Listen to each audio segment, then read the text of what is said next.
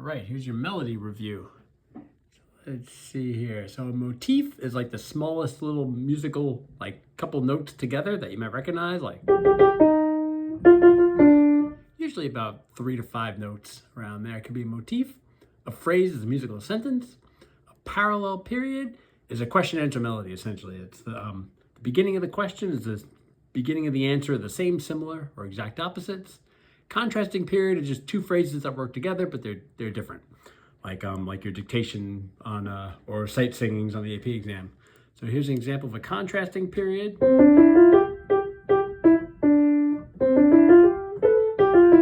Sorry, that is not a contrasting period. That was a parallel period. Here's a contrasting period.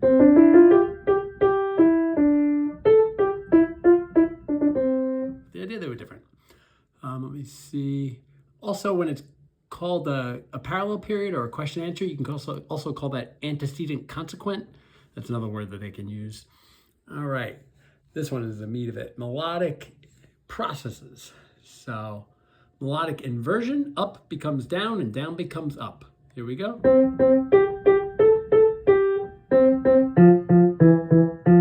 yeah, it just went down instead of up. That's all I did. I inverted the melody upside down. Turn it upside down. Inversion is upside down. Literal repetition is to repeat something exactly. Sequence, you can sequence up or you can sequence downward. I stay in the scale. I'll make something small here. Let me see. So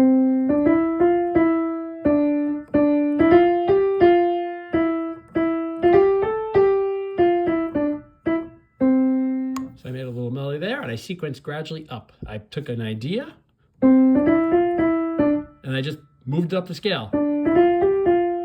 The intervals didn't quite stay the same, like some of the major seconds became minor seconds. It stayed diatonic to the key. I could also sequence downward.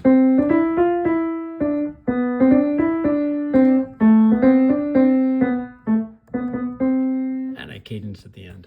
So that's melodic sequence. That's most music you hear.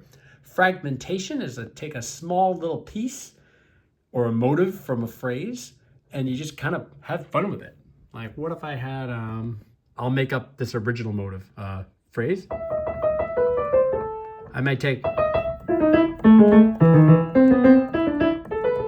Ooh, I inverted the motive. Look at that. Okay, what's next?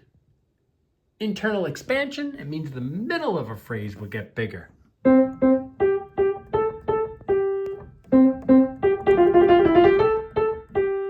See, I made the phrase a little bit longer. I just like put more meat in the sandwich. That's how I think of it. Now I'm hungry, great. Retrograde is just backwards. Retrograde inversion is backwards and up becomes down, down becomes up. Transposition is to take the same exact thing and just change its key.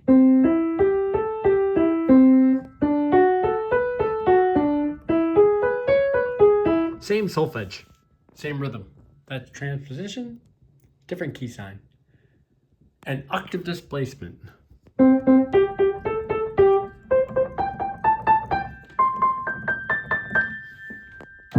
Sorry, I had to have some fun at the end. All right, now on chord tones, you guys have your paper on that. You guys know how to draw your 3 little things in a row. I think you guys know those pretty well. I might add pedal point to that. That's on another one. All right, let's see what's over here. Oh, relative and parallel minor, you know all that. We did that enough. All right, now I'm up to my cool keys. So whole tone is all whole steps. I like to hold the pedal. Ooh, whole tone. Octatonic is really weird. That's a half whole, half whole. Ends up having an extra note. So instead of 7 different notes, like a major scale, and then an 8th one at the top, it actually has 9 notes total, but 8 different notes because there's an extra half step in there. So it's first note, whole, half, whole, half, whole, half, whole, half. So it ends up being really weird, looks strange on the paper too. So that's octatonic. Pentatonic is do, re, mi, sol, la. There's no tendency tones, no fa or ti. So G flat major on the piano.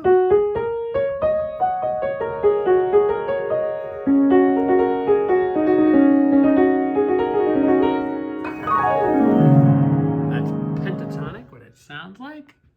Atonal is where you have a tone row. That's like theory 4 in college. They have to use every note before you can repeat.